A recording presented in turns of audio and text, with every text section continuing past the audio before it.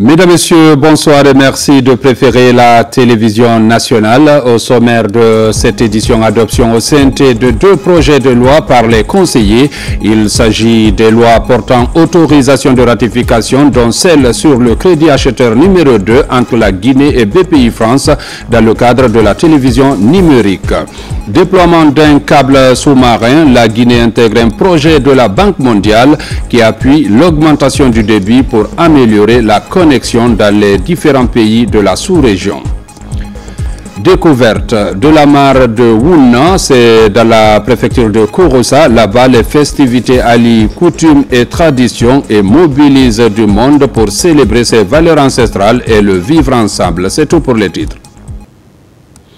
Une fois encore, bonsoir et bienvenue dans ce journal. Au Conseil national de la transition, adoption de 2 projets.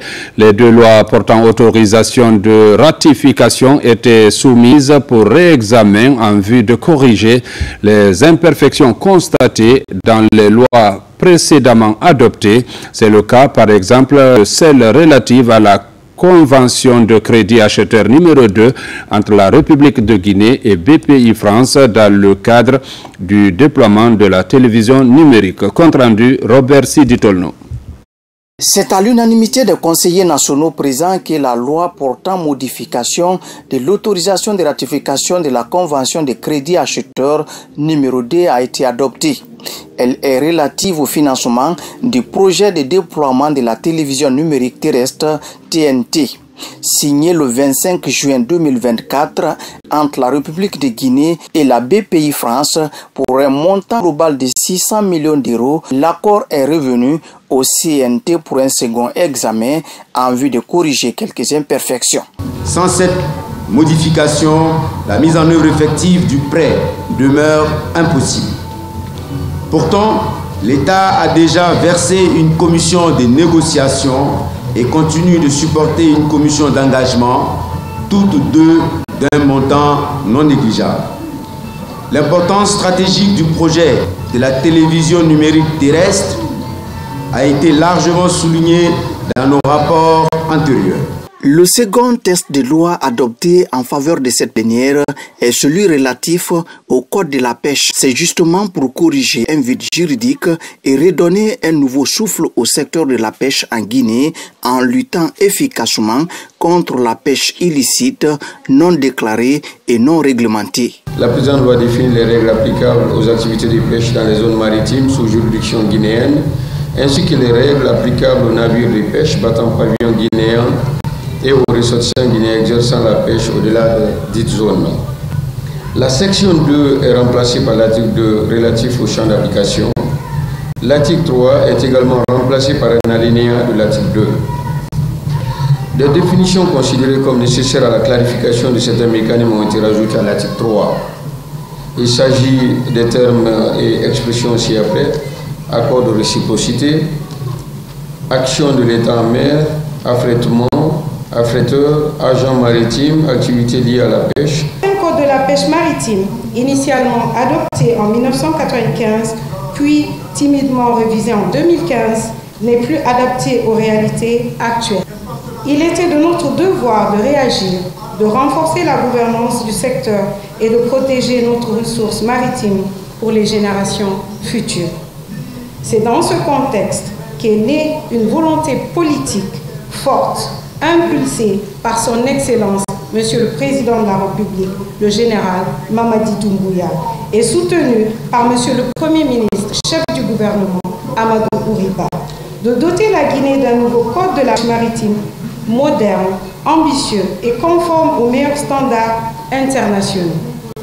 Le projet de code que nous présentons aujourd'hui est le fruit d'un travail acharné et d'une vision protégée, celle d'une pêche guinéenne durable, équitable et prospère. Les regards sont maintenant tournés vers la ratification de ces 2 accords par le chef de l'État, cela dans l'intérêt supérieur de la nation. Croissance et progrès social, la Guinée obtient son premier pacte de stabilité, un instrument de prévention des conflits en milieu social. Il faut préciser que c'est l'aboutissement d'un accord entre trois parties, gouvernement, syndicats et patronat. Le compte rendu avec Mamadi Terna Kamiso. C'est un grand jour pour le monde du travail guinéen. Après plusieurs mois de travail intense, la Guinée se dote de son tout premier pacte de stabilité pour la croissance et le progrès social. La signature de cet instrument de prévention des conflits sociaux est le fruit d'un engagement commun entre le gouvernement guinéen, le mouvement social et le patronat, soutenu par le Bureau international du travail BIT. Le pacte de stabilité sociale pour la croissance et le progrès social, dont nous allons consacrer aujourd'hui l'effectivité, est la part de contribution des mandants tripartites de Guinée pour l'atteinte des objectifs du projet Simandou 2040 dans son volet social et pour lequel le CNDS est certainement l'un des mieux indiqués pour en assurer l'effectivité. Il doit ainsi répondre aux défis et objectifs suivants. Stabiliser l'économie guinéenne, notamment par la maîtrise de l'inflation. Favoriser une croissance économique inclusive, soutenue par le développement des secteurs clés tels que l'agriculture, les mines, etc. Promouvoir la paix sociale en réduisant les inégalités et en assurant un dialogue social inclusif et durable. Le BIT est fier, avec l'ensemble des agents du système des Nations Unies, d'avoir contribué aux côtés des parties prenantes tout au long de ce processus, en apportant un soutien technique actif à travers la conception du mode opératoire du processus, la définition de l'agenda de mise en œuvre et le recrutement et l'encadrement du consultant national dont la mission de facilitation et de rédaction du pacte a été déterminante. Par ce pacte, le ministère du Travail et de la Fonction publique, à travers le Conseil national du dialogue social CNDS, institutionnalise le dialogue comme outil de prévention des conflits. Un document qui reflète l'aspiration de l'ensemble des acteurs du monde du travail. Le pacte est un cadre fédérateur qui comprend un ensemble d'engagements pour lesquels le mouvement syndical guinéen donne son appui en vue de leur réalisation effective, conformément au timing établi au cas par cas. Et comme le but fondamental est à signer un accord, il faut aussi et surtout veiller au respect de ces clauses dans toutes leurs composantes. Pour ma part, la Confédération générale des entreprises de Guinée voudrait vous assurer de sa pleine disponibilité à contribuer à la réflexion en ce qui concerne les travaux à réaliser. D'ores et déjà, nous sommes engagés avec des travailleurs à négocier au titre de l'année en cours cette convention collective dans les secteurs du BTP, l'industrie, le commerce, la sécurité privée, la santé, l'enseignement privé et la presse. Le pacte de stabilité pour la croissance et le progrès social instaure une trêve sociale dans le but de consolider la paix. Sa signature intervient alors que la Guinée a besoin de tranquillité en ce temps de développement du projet minier Simandou. À compter de cette date, du 30 mai 2025, nous nous engageons à déployer un observatoire national des relations professionnelles pour anticiper et désamorcer les conflits, à étendre la couverture santé et sécurité au travail à l'ensemble des secteurs formels, puis progressivement au secteur informel, à imposer un contenu local conformément à la politique du contenu local et à tous les instruments institutionnels pour faire en sorte que les fruits de la croissance profitent aux Guinéennes et aux Guinéens. Des réformes ardues, courageuses sont engagées dans tous les secteurs d'activité de notre pays. Ces réformes ne peuvent se réaliser que dans un climat social sincère, constructif, mettant en avant l'intérêt supérieur de la nation. Je voudrais donc en appeler aux acteurs qui ont courageusement et volontairement décidé en toute responsabilité de s'engager sur la voie de la paix et de la stabilité sociale, garant du développement de notre pays. Sous le leadership du président de la République, le général Mamadi Doumbouya, les mandants tripartites guinéens optent pour un environnement de travail plus inclusif et incitatif, gage de progrès et de productivité dans les secteurs publics et privés. Dans l'actualité encore, au port de Moribaya, dans la préfecture de Forêt-Karia, remise d'équipements aux pêcheurs de la localité pour soutenir leur activité. Une contribution de Rio Tinto Simfer et WCS qui se chiffre à 40 milliards de francs guinéens. Un appui aux populations impactées dans le cadre du projet Simandou. Reportage Diene Yansani.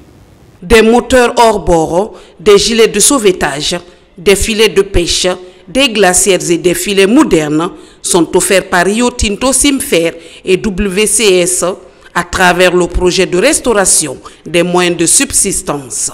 En soutenant les pêcheurs de la zone portuaire du projet Simandou avec du matériel moderne et durable, nous encourageons des pratiques respectueuses de l'environnement et créons un environnement propice à l'épanouissement des communautés locales tout en préservant leur patrimoine naturel. Je suis donc heureux de réaffirmer notre engagement à contribuer à l'amélioration des conditions de vie des communautés. Ces équipements seront mis à la disposition de 4000 pêcheurs de 30 localités des sous-préfectures de Kabak, Kakossa et Mafereya dans la préfecture de Forêt-Karia. Quand tu n'as pas de matériel, tu ne peux pas te nourrir. Aujourd'hui, on nous a remis des équipements de dernière génération. On remercie sincèrement le président. Cette initiative s'inscrit dans la dynamique d'accompagner les acteurs de la pêche locale impactés par les travaux de construction du port de Moribaya pour aider ces communautés à compter sur elles-mêmes. Je tiens à féliciter toutes les parties prenantes pour la qualité du dialogue établi avec les communautés, ainsi que pour le respect des engagements pris. La remise de ces équipements vient renforcer la résilience économique des ménages, tout en jetant les bases d'un partenariat durable entre les populations locales et les acteurs du projet. Et ce geste symbolise également l'engagement du président de la République, le général Mamadi Doumbouya, pour une Guinée bâtie sur des valeurs d'équité et de justice sociale. Cette remise est le résultat de plusieurs séances de consultation avec les acteurs de la filière pêche et la communauté locale. Des engins roulants aussi pour les travailleurs du port autonome de Conakry, c'est pour faciliter leur mobilité, une volonté qui se traduit également en acte au gouvernorat de la ville de Conakry qui vient de mettre à son tour des bus à la disposition de son personnel et une camionnette pour la brigade de déguerpissement. Reportage Moussa Bangoura. Au gouvernorat de Conakry, l'autorité régionale multiplie les efforts pour améliorer les conditions de travail des fonctionnaires et agents de cet établissement public. 2 bus pour le transport des travailleurs et une camionnette pour la brigade de déguerpissement. Ces engins roulants viennent d'être mis à disposition pour faciliter la mobilité des cadres au lieu de service. Nous sommes en train de suivre les idéaux du président de la République de Guinée, refonder l'État et instaurer l'autorité de l'État.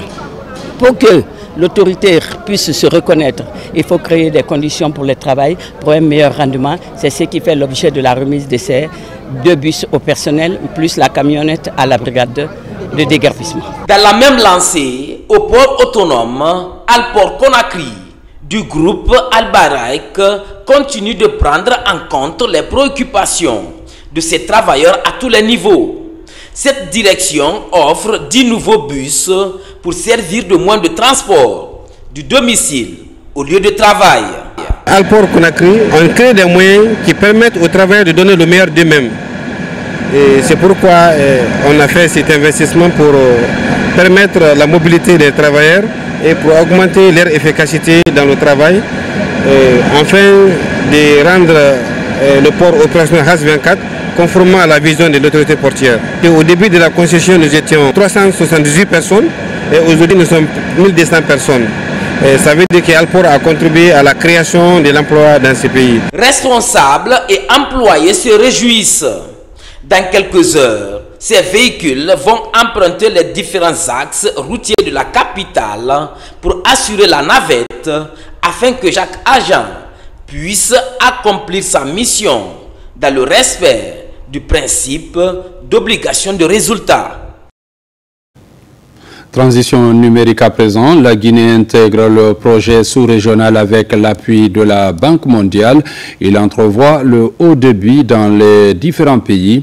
Pour sa mise en œuvre, des sensibilisations et consultations se tiennent présentement dans 13 localités. Reportage Karim Kamara. Les éléments de construction de la route de l'Internet aux connectivités pour tous se mettent progressivement en place. Une révolution portée par le projet d'intégration numérique régionale Wardip Guinée. Sa mise en œuvre vient renforcer l'atterrissement du premier câble sous-marin. Pour y parvenir, des campagnes de sensibilisation et de consultation publique sont en cours. Objectif, présenter le projet, mais aussi ses impacts sur les populations. C'est-à-dire, ici, les informer sur le projet, le contenu, c'est-à-dire le projet dans tout son ensemble, les inconvénients, les avantages et aussi les mesures d'atténuation que le projet compte mettre en place ici. Ici, à Dubreka, toutes les parties prenantes de cette intégration numérique sont réunies autour de l'unité de gestion du projet Wardip. Ils sont édifiés sur l'importance du projet, mais aussi l'atterrissement d'un second câble sous-marin en Guinée. Un tel projet qui va toucher l'ensemble du territoire de notre commune, si les parties prenantes ne sont pas informées de son existence, ça va toujours créer des soucis, ça va toujours créer des freins sur le développement du projet. C'est un projet sous financement de la Banque mondiale que nous sommes en train de suivre aujourd'hui la mise en œuvre sur le terrain. Et comme le dit, il faut être aujourd'hui, tout ce qu'on fait pour la Guinée, c'est d'être plus proche des populations. Ce qui a un impact majeur aujourd'hui sur les populations guinéennes, parce que la question de connectivité est devenue aujourd'hui une question transversale. Dans l'atteinte des objectifs, les activités sont organisées autour de 5 composantes, notamment les composantes développement et intégration du marché de la connectivité, du marché des données et celui en ligne. C'est un projet très ambitieux qui vise à développer le haut débit, c'est-à-dire l'Internet de haute vitesse. Il vise aussi à développer les services financiers numériques et les services en ligne. Et pour nous, c'était une démarche très importante d'associer les différents groupes et les populations dans l'élaboration de ce projet, suivant la vision du président de la République et porté par Madame la ministre des Postes, des Télécommunications et de l'économie numérique. Pour cette première phase de sensibilisation citoyenne dans le cadre de Wardip Guinée, 13 localités d'intervention du projet de Conakry et Grand Conakry ont été concernées. Mois de juin, mois dédié à la petite enfance. Le thème africain de cette année porte sur la planification et la budgétisation des droits des enfants et les progrès depuis 2010. Une occasion pour la ministre de réaffirmer les engagements du gouvernement. Le commentaire avec Mohamed De Camara. 30 jours de plaidoyer en faveur de la promotion et de la protection des enfants sur l'ensemble du territoire national. C'est une détermination des autorités du pays qui tiennent à concrétiser l'inscription des questions de l'enfance dans les priorités nationales de développement et de faire des enfants eux-mêmes des piliers incontournables dans la réalisation de l'ensemble de leurs droits. Le thème vise à évaluer le niveau de progrès réalisé pour intégrer les problèmes des enfants dans la planification et la budgétisation. Il incite également les États à évaluer et réformer leurs mécanismes de budgétisation et de planification pour adopter une approche fondée sur les droits de l'enfant. En lien avec ce thème, le gouvernement guinéen est engagé dans une dynamique collaborative de mobilisation des ressources nécessaires pour rehausser le niveau d'allocation budgétaire en faveur du secteur de l'enfance. Des progrès notables sont réalisés D'autres événements pour garantir les droits des enfants sont envisagés durant tout le mois de juin 2025. Au cours du mois de l'enfant guinéen, les principales actions envisagées seront les suivantes. Des visites de terrain pour des fins de plaidoyer dans les 13 communes de Conakry et celles des régions en vue d'intégrer les questions de l'enfance dans leur plan de développement. Des échanges sous forme de panel entre le Parlement des enfants de Guinée, les structures étatiques du secteur social et les partenaires sur la planification et la budgétisation en faveur des droits des enfants. Enfin, l'accompagnement des orphelinats et centres d'accueil dans la digitalisation des données relatives au placement des enfants. Le continent africain célèbre le 16 juin de chaque année la journée de l'enfant africain, ayant fait le choix de protéger les enfants en prévenant toute forme d'exploitation, d'abus. Notre pays se distingue très positivement par sa décision de dédier un mois entier aux enfants. Et puis l'université de Somfonia bénéficie de meubles et de matériel didactique moderne pour le laboratoire d'études de la langue allemande. Un geste qui vise à faciliter, vous allez le voir, aux étudiants l'apprentissage au niveau de ce département. Bakary Bambakonde. Sur le plan scientifique, la coopération guino-allemande se renforce davantage à travers l'engagement des différentes autorités. À l'université Général Lansana Conté de Somfonia, cette volonté est matérialisée avec la présentation officielle d'équipements modernes au laboratoire d'études de la langue allemande. L'initiative, soutenue par l'ambassade d'Allemagne en Guinée et mise en œuvre par l'Institut Goethe, permet d'améliorer les conditions d'apprentissage de la langue allemande. Nous apprécions très hautement ce don parce que ça vient à point nommé dans le contexte où nous sommes la recherche de la performance dans l'innovation pédagogique. L'utilisation des équipements de haute technologie nous permettent d'être au niveau de la performance, au niveau standard de l'étranger. Les équipements remis comprennent 3 écrans intelligents, 11 tables trapézoïdales, 4 supports de vidéoprojecteurs et 21 chaises. Ces outils permettront aux étudiants et aux enseignants de bénéficier d'un environnement d'apprentissage interactif et moderne. Aujourd'hui, l'enseignement des langues exige des équipements de pointe qui facilite le travail aussi bien de l'enseignant que de l'apprenant. Le geste s'inscrit dans le cadre plus large de la coopération entre la Guinée et l'Allemagne qui vise à renforcer les capacités éducatives et à promouvoir les échanges culturels. Notre coopération guinéo-allemande s'est encadrée et nous sommes très contents de donner des équipements pour faciliter le travail. Les remercions au nom de Monsieur le ministre de l'Enseignement supérieur et de la Recherche scientifique et sollicitons à ce que ficelle un partenariat direct entre les 2 ministères de l'Enseignement supérieur. La remise des équipements au laboratoire d'études de la langue allemande à l'université de Somfonia témoigne du soutien continu de l'Allemagne envers le développement éducatif en Guinée, promettant un avenir meilleur pour les générations futures. Dans la région de Boké, les cadres et agents des services déconcentrés apprennent les thématiques liées à la connaissance des tests de l'administration publique. Résultat attendu, l'application des principes fondamentaux dans la conduite des affaires publiques. Reportage Younoussa Tawel Kamara. Après Conakry, l'Institut national de formation et de perfectionnement du ministère du Travail et de la fonction publique pose sa valise à Boké. C'est pour renforcer davantage les capacités des cadres et agents des services déconcentrés de la région sur le texte régissant les missions et principes fondamentaux de l'administration publique. C'est de procéder au renforcement des capacités des cadres de l'administration publique déconcentrée cette fois-ci. Ça concerne une population de 200 cadres de la région et des différentes préfectures de la région de Boké, on va dire.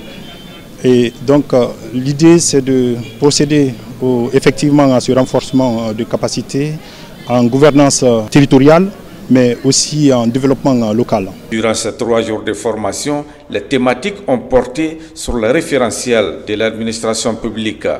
Un impératif pour ces cadres régionaux, préfectoraux et sous-préfectoraux de Boké dans l'exercice de leur mission régalienne. Les visions déjà projetées sur le terrain ne peuvent nullement pas fonctionner si nous n'avons pas encore huilé très bien le maillon de l'administration publique. Pour que chacun de nous, désormais, sache comment le circuit des dossiers administratifs doit fonctionner.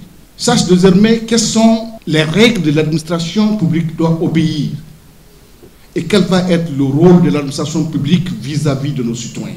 Nous avons aussi les référentiels de l'administration. La loi 025, c'est pour connaître un peu l'organisation de l'administration en général.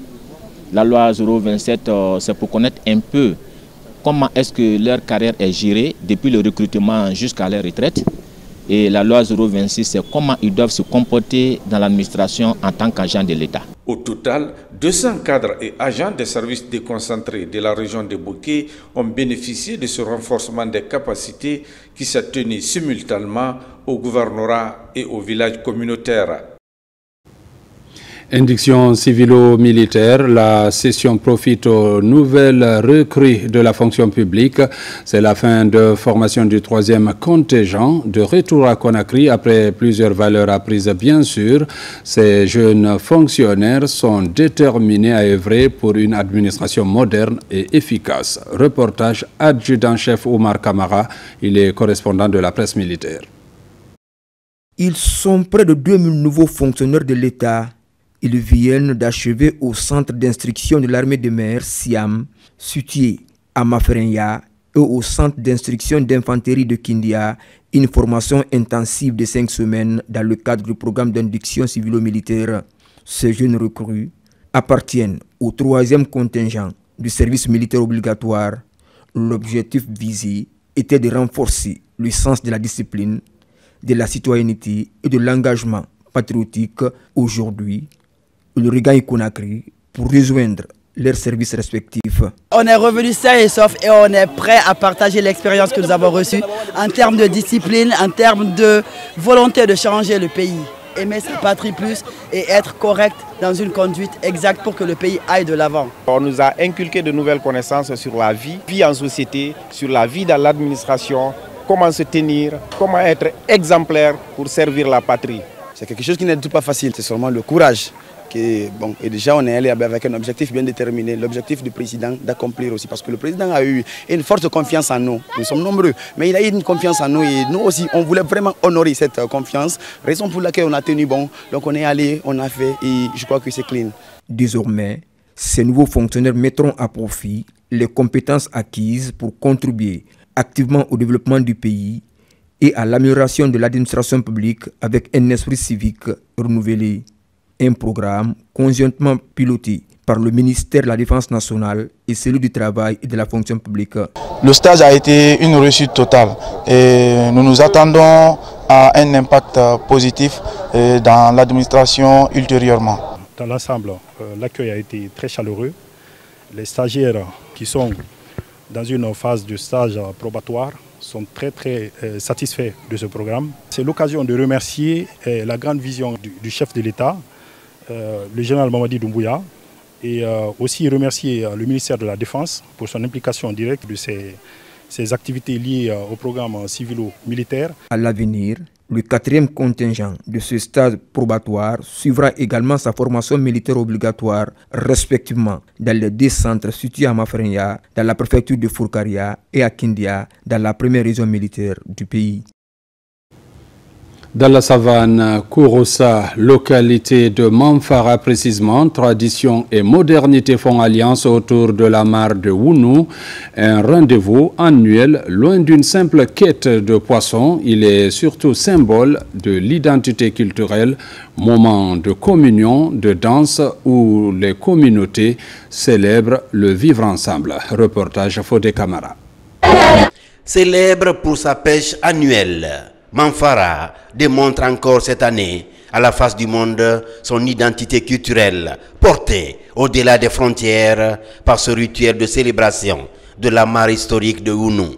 À travers chants de danse, ce levier d'action pour fédérer les communautés, traduit des liens d'amitié et de fraternité, pour allumer davantage la flamme du vivre ensemble.